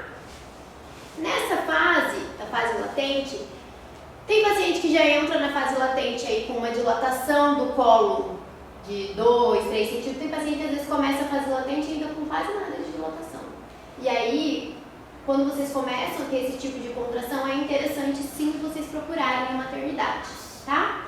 Durante a gestação, vocês vão sentir vários endurecimentos abdominais. A partir de 28 semanas, vocês vão ter as contrações de treinamento, tá? Depois de 36 semanas, vocês vão sentir elas se intensificarem. E daí vocês podem entrar na fase prodrômica do trabalho de parto, que são essas contrações sem ritmo, mas às vezes a gente já percebe uma alteração do colo, até que vocês entrem na fase latente. E essa fase latente vai depender também. Tem paciente que tem uma fase latente mais curta, tá bom? Então, às vezes, 2, 3 horas, e daí desencadeia o trabalho de parto, que é aquela contração 3, 4 contrações em 10 minutos e já com uma dilatação, uma certa dilatação cervical. A gente fala hoje de pelo menos 3 centímetros. A fase ativa do trabalho de parto, o conceito anterior que a gente tinha era: eu tenho pelo menos 3 a 4 contrações em 10 minutos e pelo menos 3 centímetros de dilatação. A gente sabe que não. Que a fase ativa de verdade ela começa a partir de 6 centímetros de dilatação, tá? Então toda essa fase que vem antes dos 6 centímetros a gente pode considerar a fase latente, tá bom? Depois de 5, 6 centímetros é uma contração atrás da outra. Aí a gente já tem um colo fino, uma dilatação cervical. Tá? Geralmente nessa fase latente aqui é a fase que a gente acaba, às vezes, internando vocês. Pode falar. Deus meus. Tem paciente que acaba sentindo pouca dor nessa fase latente, já chega na maternidade com uma certa dilatação, 4, 3 centímetros. Isso, gente, isso varia muito de paciente para paciente. O que eu quero que vocês guardem na cabeça de vocês é quando que vocês têm que vir procurar. Então, quando vocês têm contrações ritmadas, vocês percebem que está endurecendo essa barriga a cada 10 minutos, é bom vir para a maternidade para a gente avaliar. Para ver se vocês estão em fase latente, se vocês estão em pródromos, para saber o que está acontecendo. Para ver como que o colo de vocês está respondendo. Independente do que vocês querem, parto normal, cesárea, tudo mais. Mas a gente pode, é que isso a gente podia discutir a noite inteira só sobre isso. Tá bom? Com certeza que depois a gente vai entrar na fase ativa do trabalho de parto, expulsivo, e isso a doutora Anitta vai falar daqui a pouquinho. Tá? Então, assim, temos todo esse caminho para percorrer durante o trabalho de parto. Da dilatação de 1 centímetro, que é uma polpinha, até chegar aos 10 centímetros, que é quando o bebê nasce. Então, a gente tem uma dilatação total, tá? Esse é o objetivo final. Lindo! Vamos falar lindo, elas estão É maravilhoso isso aqui. É lindo. E é possível, esse é o que mais acontece, tá? Outras coisinhas que é importante falar na gestação, quando vocês devem procurar maternidade. Sangramento. É normal? Não, em geral não é para acontecer sangramentos na gestação, tá? Agora, por exemplo, assim, quando vocês estão no final da gestação, perdem o tampão mucoso, que é essa imagem aqui que talvez não seja muito bonita, com esse sanguinho escuro, aquela molequinha, tem paciente que nem percebe perder o tampão mucoso. Isso aqui é normal, isso aqui pode acontecer. Sangramento vermelho vivo, tá? Sangramento acompanhado de endurecimento abdominal, em qualquer fase da gestação, não é normal, vocês têm que procurar um médico. A bolsa estoura só quando o tampão sai ou não? Não necessariamente, às vezes você nem vai perceber a saída do tampão, pode romper a bolsa. Às vezes com quase nada de dilatação cervical pode romper a bolsa, tá? Não necessariamente, tá bom? Tem gente que rompe a bolsa muito antes do tempo, tá? Perda de líquido é o próximo item, então a gente sabe que o bebê está envolto por essa membrana amniótica, que é a bolsa, tá? Essa membrana pode se romper. Isso às vezes pode acontecer no início da gestação? Pode. capítulo à parte. Vocês têm que entender que perda de líquido, sim, vocês devem procurar a maternidade. Corrimento aumenta muito na gestação, é normal vocês sentirem a calcinha mais úmida e no final da gestação tem aquela incontinência urinária, dá vontade de fazer xixi, às vezes vocês perdem xixi e nem percebem, sentem a calcinha molhada. Isso pode confundir bastante com perder líquido. Quando é líquido de bolsa, geralmente ela não para, gente, de sair, tá? Então, rompeu bolsa, geralmente é perceptível, molha a calça, molha a calcinha, molha o colchão onde eu estava sentada, molha a cadeira, molha a cama, tá? A rotura de bolsa, em geral, ela é bem perceptível, tá? Salvo exceções. Então, perdi líquido, estou na dúvida, procura a maternidade, tá bom? E outra parte importante é a movimentação do bebê, tá? Então, assim, o bebê ele pode estar fazendo exercício para polia, mas não é o mais comum, tá bom? Então, às vezes, vai ter mãe que vai sentir mais o bebê mexer, vai ter outras gestantes que não sentem tanto. Legal vocês perceberem no padrão de vocês, né? Ah, meu bebê não é aquele bebê que faz isso dentro da barriga, mas ele mexe, eu consigo perceber que às vezes ele mexe e no final da gestação eles ficam mais apertadinhos, eles mexem um pouquinho menos, tá? Agora, acho que o meu bebê não tá mexendo, tenta comer alguma coisa, pode comer algum doce, pode tomar um suco de laranja, deita pro lado esquerdo, coloca a mãozinha na barriga e vai contar e observar essa movimentação dentro de uma hora. Tem que ter pelo menos 3 a 6 movimentações aí em uma hora, tá? Ele não vai fazer isso aqui, mas ele vai se movimentar. Acho que está mexendo menos que isso, procura maternidade pra gente avaliar, tá bom? Principalmente no final da gestação.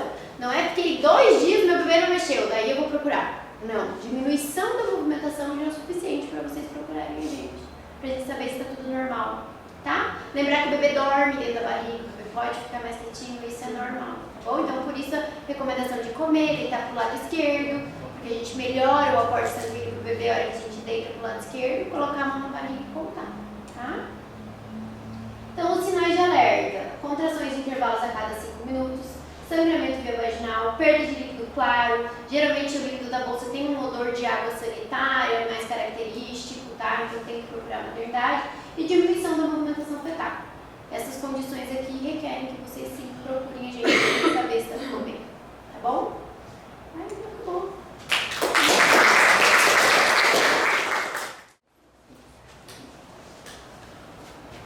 Bom, primeiro eu vou ter mais um bate-papo com vocês, tá? Explicar primeiro sobre o parto normal. Para começar, eu queria saber, alguém aqui tem o desejo de ter o parto normal? Ah, que coisa boa! Calma, não é assim, vocês estão achando que é assim? Existe esse momento, quem quer ter parto normal? Alguém quer ter parto normal? Ai, a gente fica muito feliz, tá? Por quê? Porque a gente sabe que o parto normal é sim a melhor opção, tanto para o bebê quanto para a mãe, na maioria dos casos. Lógico, tem os casos que não é possível, mas na maioria dos casos, no caso que está indo tudo bem, realmente é muito bom, porque ajuda a massagem do bebê passando pelo canal, faz uma massagem que ajuda o neném a respirar melhor aqui fora. É mais fisiológico para a mãe, né? Não vai ter corte, não vai ter todos os riscos, tá? Então realmente é muito legal. Okay? Outra perguntinha. Alguém já viu um parto normal? Já? Ótimo. Então, vou passar um vídeo com que não vão assustar muito.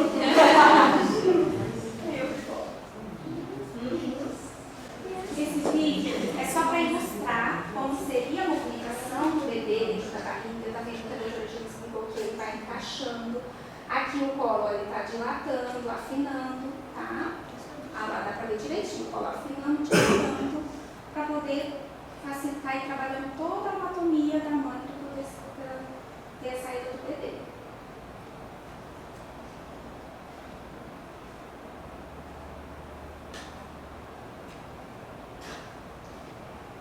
É demorado. É isso que eu ia falar. Essa velocidade não é real, tá? É demorado, principalmente no primeiro, tá? Pode chegar até 24 horas, então assim, é cansativo, tá? Mas vale a pena, tá bom? Porque nasceu, ali é uma uma sensação de alívio instantâneo. Nasceu, acabou a dor. Tá bom? Você fala, parto normal tem hora e segundo para acabar a dor. Nasceu, acabou. Cesárea não. Vai depender de cada um. Tá? Agora passou assim, só pra gente ilustrar. Tem um vídeo, é um parto real. Bom, se alguém tiver algum problema de passar mal, alguma coisa, só deixar o Eu também. Mas não tem nada assustador, é realmente muito bonito. É bonito. Tá? Eu sou muito.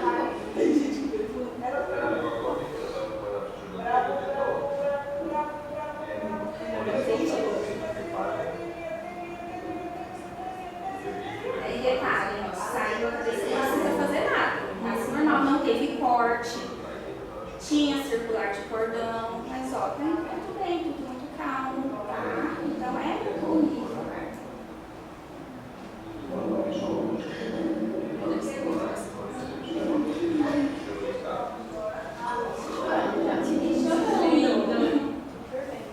Então assim, quando eu tá para nascer, a mãe sente, porque ela sente uma pressão lá embaixo aumenta, tá? Ela tem, é instintivo. Você começa a fazer força sem querer.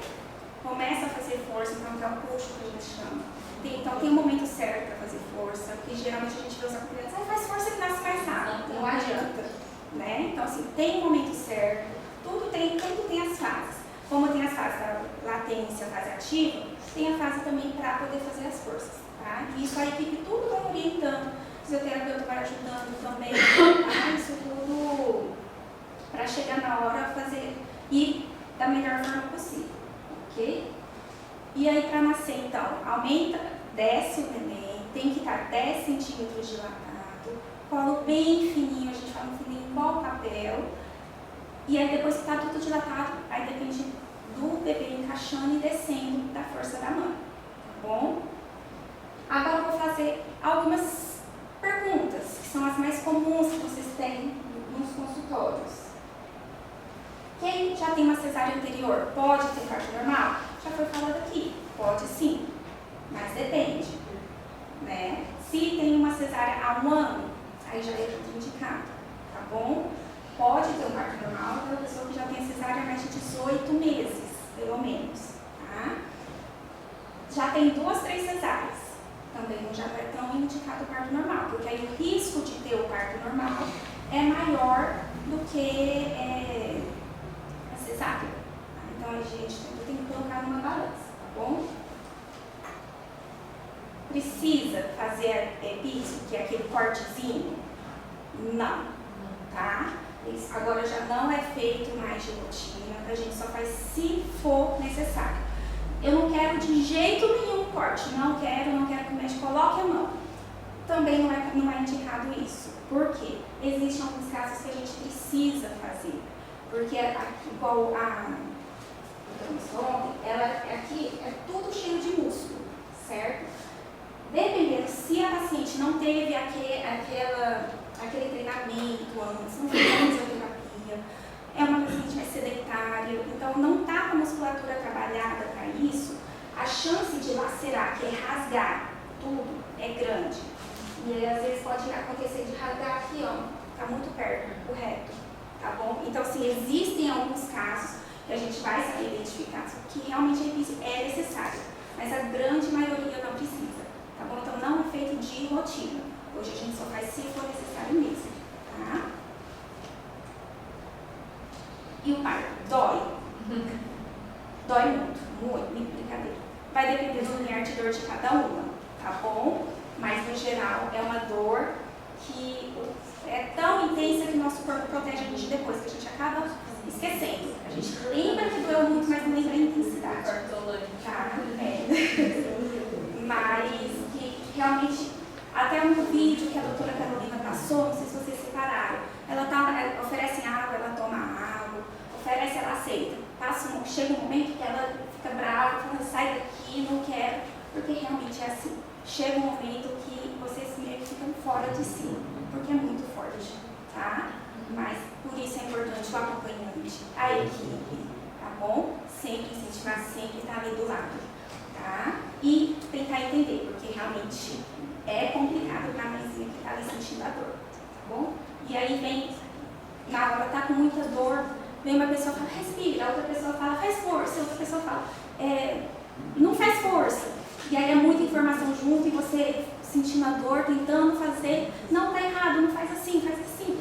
Então assim, por isso é muito importante esse preparo antes, tá? Porque com a dor ali na hora você não vai conseguir pensar, tá bom? E fazer esse exercício ajuda? Essa parte a doutora Thalita pode falar muito bem, que realmente ajuda muito. Existem diversos tipos de exercícios, porque a questão que eu falei também de trabalhar a musculatura do períneo, principalmente para evitar a elise, o cortezinho, é muito importante. Não trabalhar somente a musculatura pélvica, também trabalhar a musculatura lombar, tá? É tudo muito, muito importante. E ajuda muito a evoluir bem o parto normal.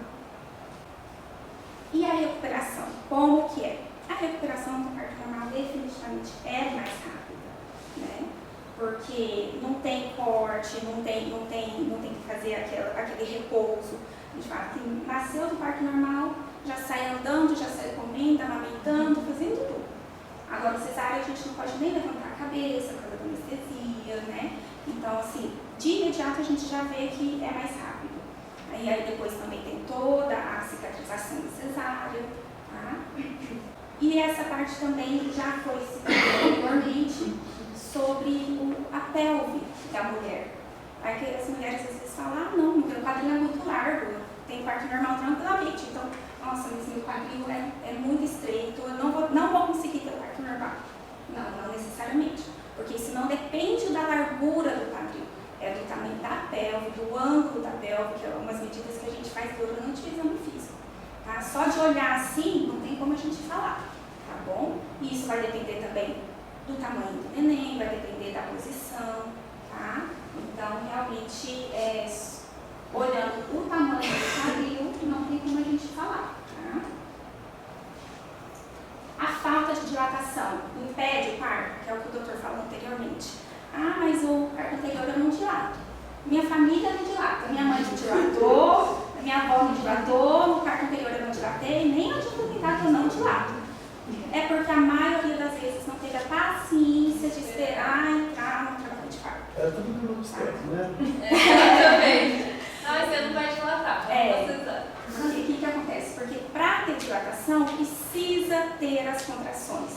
E não é aquela contração da fase latente, que é só aquela contração que vem, passa, fica bem demorada. Não, para dilatar tem que ser a contração da fase ativa. Tem que ser aquela contração que vem contínua, seguida, uma a cada 3 minutos mais ou menos, tá? Porque a contração, ela vem uma dor de trás para frente, de cima para baixo. Então ela empurra o bebê lá para baixo. Então o bebê, a cabecinha do bebê, o ombrinho do bebê que vai fazer dilatar, tá? Então assim, não necessariamente, não em todos os casos, mas a grande maioria, a falta de dilatação é porque ainda não esperou no trabalho de parto, tá bom? E o bebê grande impede o parto normal? Depende.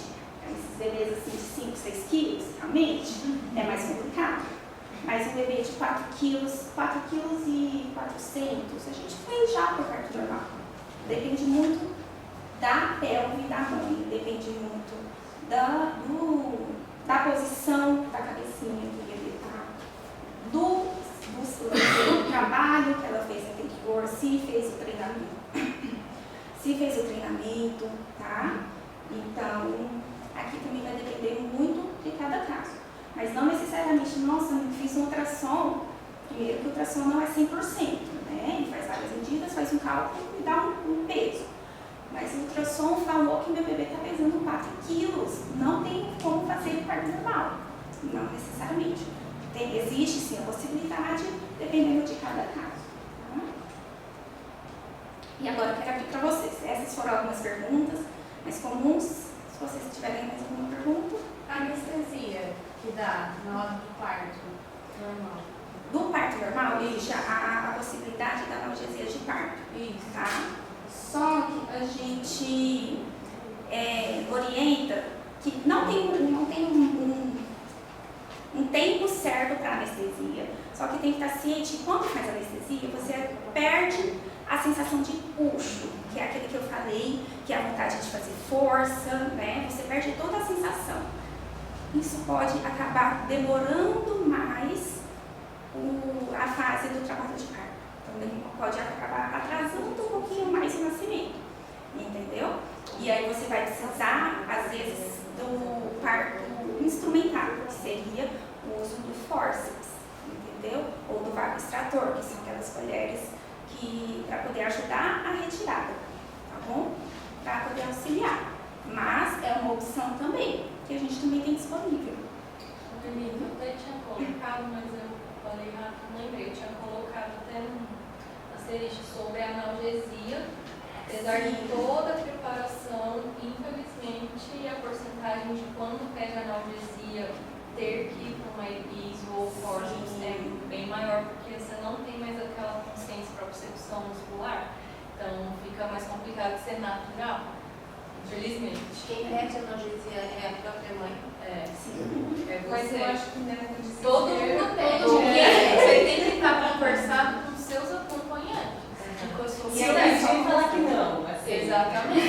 Porque todo mundo vai pedir anestesia e não é um pecado de fazer. Você tem que estar consciente de a chance de você ter que instrumentalizar o parto é maior. A chance do seu tempo do seu período expulsivo aumentar é maior. Certo? Porque você às vezes não consegue fazer a força que na hora do fórceps. Exatamente. Fórceps é um instrumento que, apesar do pessoal ter medo, ele já salvou muita criança, não prejudicou, mas já salvou sim, muita criança. Não é ruim quando bem usado. Tem indicações. Agora o fórceps, quando bem usado e quando usado por quem sabe, em geral ele não vai fazer um dano maior, né? Existe um histórico, né? Assim, no passado, o médico aplicava fórceps lá no sítio da mulher, que fazia 24 horas que o neném estava lá, que o bebê já estava mal, o bebê já estava mal, já sofreu bastante, o cara ia lá, era uma... Ele já nasceu bebê mal, então ficava... Não era por causa do fórceps. Aí depois, quando começou a hospitalização do parto, que é o momento que eu vivi, a gente fazia fórceps quase que de rotina. E a gente fazia também fórceps altos. Né? E não se faz hoje mais, a gente só faz os fórceps baixos. Entendeu? Então, toma cuidado, porque o fórceps tem muita coisa do fórceps que não é lenda, é história, mas que não se traduz para os dias de hoje mais. Entendeu? A gente não faz mais os fórceps lá na fazenda. Entendeu? Uma paciente que está 24 horas em trabalho de parto e 6 horas de período expulsivo, entendeu? A gente não faz um fórceps alto, a gente prefere fazer cesárea. Entendeu? E outra dúvida assim, que eu tenho com relação ao trabalho de parto normal é como que pode ser identificada a falta de oxigenação ou a presença de mecônio, porque isso é o que me dá mais medo. Porque eu sou professora e tenho esse contato com várias crianças que têm sequelas em decorrência disso. Eu sou quase que uma amostra viciada, porque eu tenho vontade de ter um parto normal, muita, mas ao mesmo tempo me dá muito medo de repente, né, ter uma complicação no parto. Assim. Aí vai a boa assistência obstétrica. Entendeu? Se você tem uma boa assistência obstétrica, o médico vai identificar o sofrimento fetal. E, por exemplo, você tem 2 centímetros e o neném está sofrendo, ele vai falar assim, não vai dar para fazer parto normal. Agora, se está com 10 centímetros e o neném está sofrendo, ele vai tentar abreviar o período expulsivo desse bebê. Então, talvez ele possa instrumentalizar o parto. Pode acontecer. Isso pode acontecer, entendeu?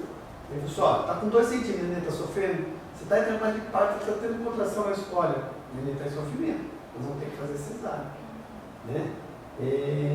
Ou está em período expulsivo, né? O neném está tendo sofrimento, nós vamos ter que abreviar o parto para o neném estar sofrendo.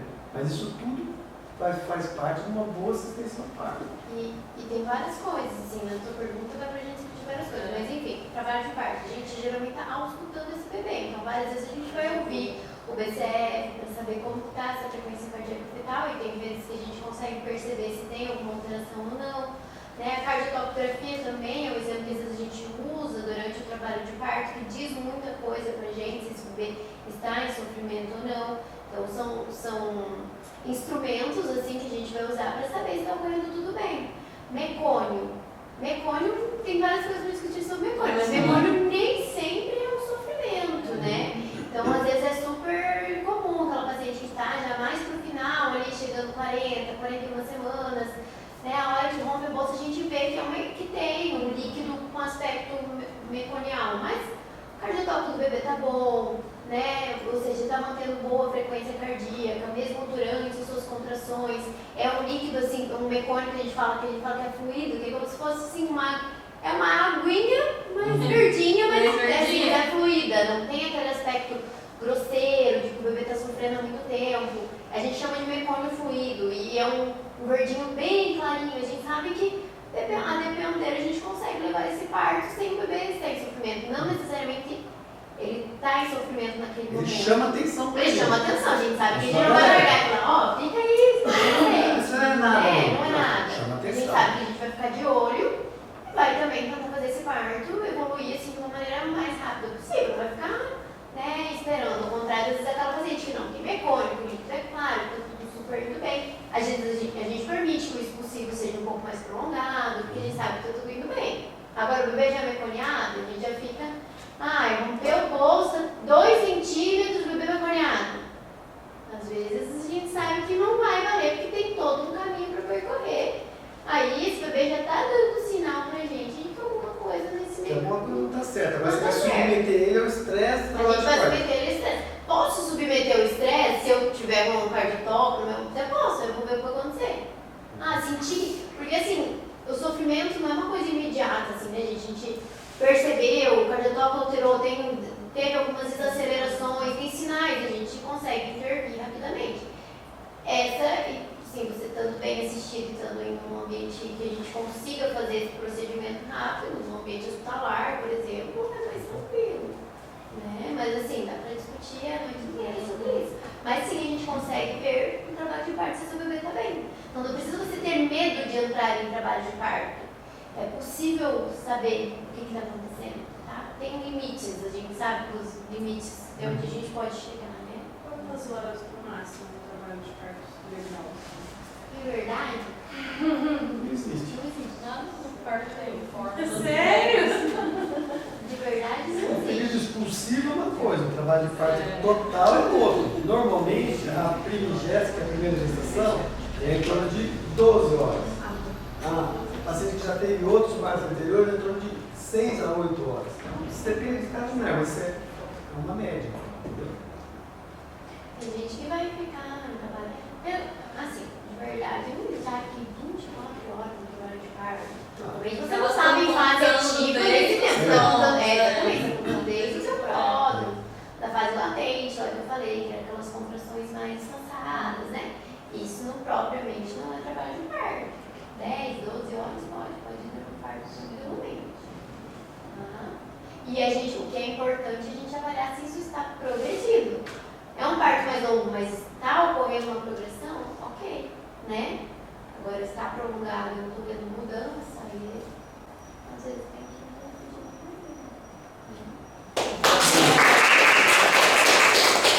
Trabalhar por uns bons tempos ainda, se Deus quiser. Tá? Boa noite, meninas. Algumas já me conhecem, devem lembrar de mim também, meio igual a vocês, com um bebezinho, né? E já fui gestante recentemente, então consigo entender bastante das queixas de vocês, do que vocês falam, o que vocês trazem para nós no dia a dia e das consultas, tá? Vou falar um pouquinho da cesárea. Bom, primeiramente, o que é a cesárea? Né? O que é definido como uma cesárea? Cesariana é definida como nascimento do feto mediante a uma incisão, ou seja, um procedimento cirúrgico. Uma dupla incisão que a gente fala, que é o quê? Um corte, né, que a gente faz na parede abdominal, né? As camadas subjacentes que a gente abre durante esse procedimento cirúrgico e o corte no útero para a retirada do feto do bebê. isso é a definição teórica que a gente fala, porque a cesariana é o que, gente? É um procedimento cirúrgico, tá? Calma que a gente já vai falar um pouquinho mais disso, das indicações e tudo mais, tá bom? E da onde que vem esse nome, cesariana, cesariana, né? Eu fui procurar um pouquinho e achei que isso vem lá do imperador de Roma, de Júlio César. Consta-se na história que seja um dos primeiros relatos que tem formais em livros que ele, Júlio César, teria nascido de um parto cesárea, que a mãe morreu. E aí alguém pegou não foi um bisturi na época, né? uma faca e cortou e tirou ele da barriga da mãe. E daí que vem esse nome de cesariana, tá? É um dos primeiros relatos que a gente tem falando-se sobre, né, o parto cesárea. E aí depois a gente começa a ter mais relatos a partir de 1500, e aí o que foi acontecendo, né, com o tempo? Isso com o tempo, foram aparecendo outros filósofos, estudiosos e tudo mais, que foram desenvolvendo a técnica, até que teve a hospitalização, né? Isso foi levado para o hospital e começou a ter a hospitalização da cesárea e do procedimento, né? Com isso, diminuiu-se muitos, eu vou falar um pouquinho mais para frente, os riscos, né? Assim, que antes não tinha essa questão da asepsia, da antisepsia, que hoje tudo tem também, né? E aí a gente cai nas indicações. Além das indicações que nós vamos estar falando aqui, formais, né, as indicações absolutas, são o quê? Quando principalmente cai no que a doutora Giana estava falando anteriormente, daquela questão da desproporção cefalopélvica. O que é? Aquilo que ela já comentou na aula dela anteriormente. Quando tem uma desproporção do meu quadril, da minha bacia, com o meu bebê que está ali. E aí acontece aquelas outras coisas, igual a doutora Lenita comentou, que assim, para o trabalho de parto, mas tem que ter entrado em trabalho de parto para a gente chegar nessa questão da desproporção cefalopélvica, tá? Não é só assim, olhando, igual a doutora Giana comentou, que a gente vai falar que não dá para ter.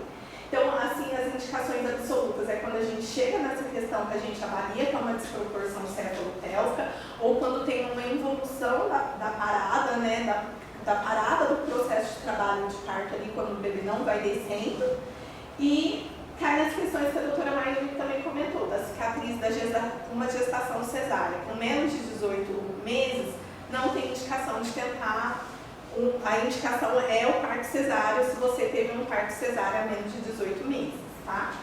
Herpes genital na fase ativa, quando a gente tem questões de prolapso de cordão, que o cordão sai para fora ou o membro sai para fora, e a posição do bebê, quando o bebê está na situação transversa, que eu vou mostrar uma foto ali depois para vocês, tá? E também tem a questão assim de que infelizmente às vezes acontece alguns eventos, né? Caso a mãe venha morrer, tem que tirar o bebê no máximo de tempo mais rápido, e a via mais rápida muitas vezes é a cesárea, né? E o paciente que tem HIV também. Mas aí aqui vai depender também, no caso do paciente ter carga viral ativa mais que 1000, aí a indicação absoluta de cesárea, tá? E aí a gente cai nas indicações relativas, que é o que nós estávamos discutindo aqui, agora junto com a doutora Giana, todo mundo aqui, que é o limiar, né? Igual, sofrimento fetal, como que é a principal indicação. E como que a gente avalia isso? Igual nós estávamos conversando, a gente o tempo todo, a mãe e o bebê e o feto estão sendo avaliados. Como que a gente avalia o feto? Através do batimento, daquele negocinho que toda hora a gente fica no ar, põe na barriga de vocês para ver como que está o batimento cardíaco. Aquilo não é à toa que a gente está fazendo só para ver se está batendo. A gente analisa, vê se está ritmo, vê o valor que está, junto com as contrações ou não. E a questão do cardiotopo, aquele que vocês põem a faixa, não sei se alguém já fez ou vai ter esse momento que a gente vai pedir esse exame para vocês. É duas faixinhas que fica, toda vez que o bebê mexe, vocês vão ficar apertando. Aquele exame a gente avalia muito também da condição fetal, de como o bebê está lá dentro. E ele muitas vezes nos indica alguns padrões que, olha, não, agora chega, o bebê não está bem, é necessário ir para um procedimento mais rápido, que aí pode ser sendo a cesárea de escolha. E assim, pacientes que têm problemas de disfunções com trombocitopenia, disfunções plaquetárias, gestação de gêmeos. Alguém aqui? Acho que não, vamos tentar ninguém gêmeos, né? Não, por quê? Porque muitas vezes acha assim, gestação gemelar sempre é indicação de cesárea absoluta. Não, não é, ela é relativa também, tá? Pacientes com problemas de psicopatias, mas todas essas indicações que estão aqui, igual os bebês grandes, bebês que têm algum tipo de anomalia, são indicações relativas. O que são indicações relativas? Que pode ou não é a indicação assim, tem que ser cesárea, mas na maioria das vezes evolui mais para o quadro de cesárea, tá bom? Mas isso cai muito no que nós estávamos falando antes da confiança e da questão, né, ali com o seu médico que vai estar te acompanhando, tá? Outra coisa, aqui a questão muito também vai depender da posição da apresentação do bebê que a gente fala para vocês. O bebê, a maioria dos bebês, no final da gestação, principalmente depois de 32 semanas, eles já viraram e estão na posição cefálica, que a gente fala que é, né, a melhor posição para o parto normal. Nós temos a posição pélvica também, não é uma contraindicação, e também pode-se tentar uma manobra depois de 36 semanas, quando ele está pélvico, para inverter ele. Isso nos casos das pacientes que desejam um parto, tentar o parto normal, mas tem que ser feito pelo obstetra e no hospital. E a posição transversal como indicação clínica absoluta de cesárea, tá? Que eu só coloquei para vocês verem as posições, tá? E aqui as posições que a gente fala que são as posições anormais, que ficaria difícil de ter um parto normal, que seriam indicações de cesárea. E como que a gente sabe isso? A gente sabe isso pelo toque, quando a gente faz o toque em vocês, examina vocês, e também pelo ultrassom, ele conta pra gente, fala muito pra gente também de como está a posição do bebê, tá bom? E aí essas são posições anormais que a gente não indicaria muito o parto normal, que a gente indicaria mais o parto cesárea. Essas são as indicações, gente, formais, médicas, né? E aí, falando um pouquinho também do pré-operatório. Ou eu optei, uma coisa que a gente tem que lembrar, gente, nós estamos falando aqui das indicações absolutas e relativas, e também tem o desejo da paciente, né? Que cai naquilo que a Maria me perguntou. Não é assim, é muito individual, eu acho, essa questão, né? E ninguém pode optar porque minha amiga pensa isso, ou fulano acha isso. Você se conhece. E é você, com os seus temores, e o que você tem que fazer? Igual ela falou, procurar, às vezes, tirar essas dúvidas e esses meios, e esses medos que a gente vai desenvolvendo durante a gestação.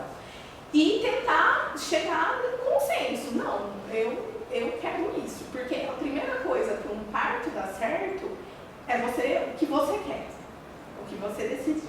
E aí você vai conseguir trabalhar porque você vai estar bem aceita com aquilo, tá bom? Na cesárea, o que vai ter? Muitas vezes a gente pede para fazer o banho, tem a tricotomia, que é a raspagem do pelo da região da vulva. Antigamente se usava lavagem intestinal, hoje isso é proscrito. E a questão da sondagem vesical que a gente faz.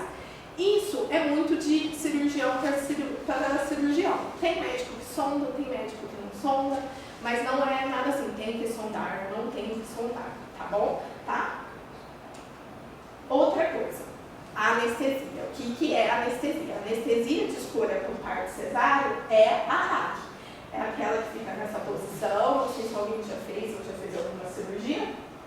É aquela que vocês se envergam, o anestesista vai, e tem a paralisação, né, da dor, dos sentidos da cicatriz umbilical para baixo, tá bom? É a de escolha. Raramente vai se optar por uma cirurgia, uma anestesia geral, tá? Outra coisa a lembrar aqui da questão do jejum, né, que a gente sempre fala, por causa que os anestesistas falam, né, exigem esse tempo, é bom se estar de jejum pelo menos 8 horas, para evitar a questão de náuseas e vômitos também, tá? Mas hoje, ele tem sido um pouquinho mais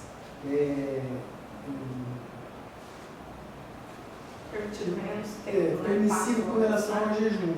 8 horas para alimentos sólidos, mas é interessante que nesse meio de tempo ela tome líquido até 2 horas antes da cirurgia, para não chegar desidratada.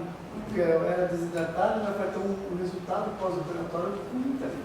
Então ela pode tomar um Gatorade, alguma coisa desse tipo, entre a 8ª e a 2ª hora antes da gestação.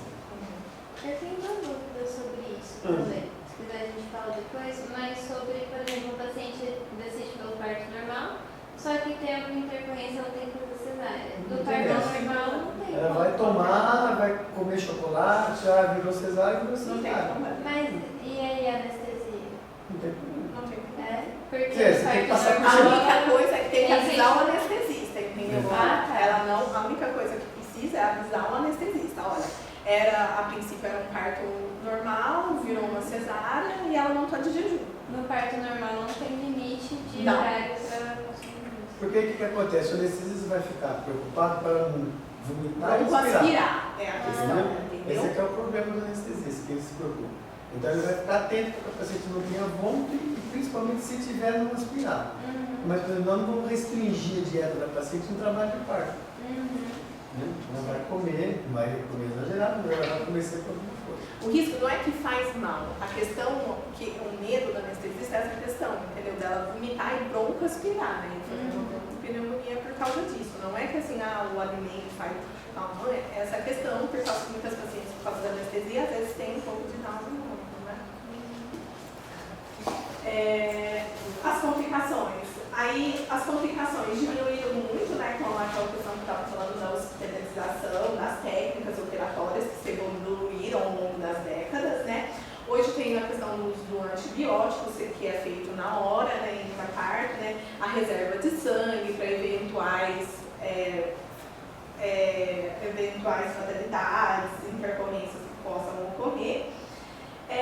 E as principais causas de mortalidade relacionadas a acidentes anestésicos, como choque anafilático, hemorragias, infecções e os eventos trombóticos, tá?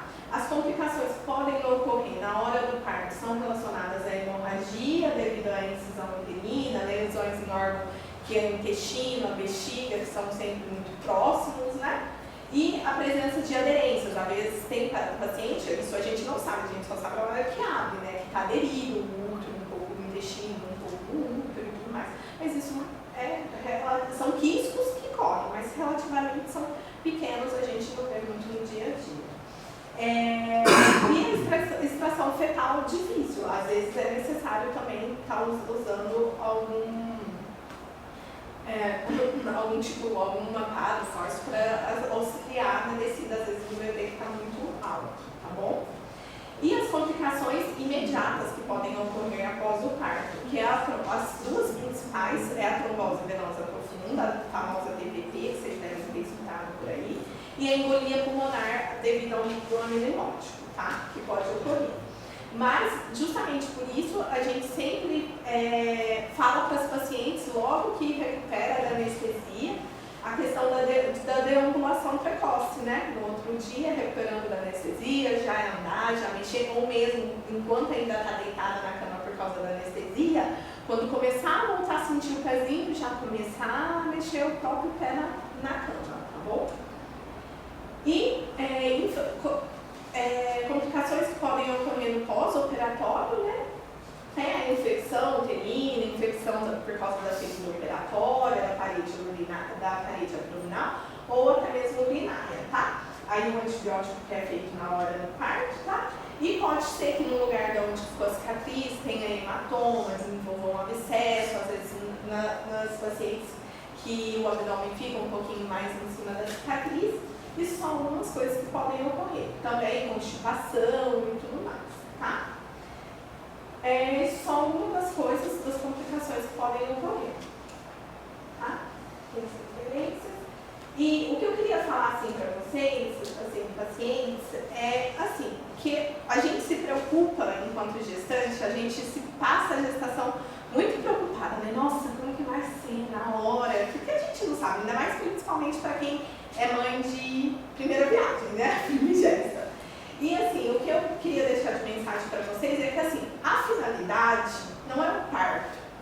Não é assim, se foi cesárea, se foi normal, é o acontecimento, né? ansiedade não é assim, porque às vezes a gente também programa uma coisa, aí quer o normal, a gente vê muito isso. E aí evolui para uma cesárea. Aí a pessoa fica chateada, poxa, né?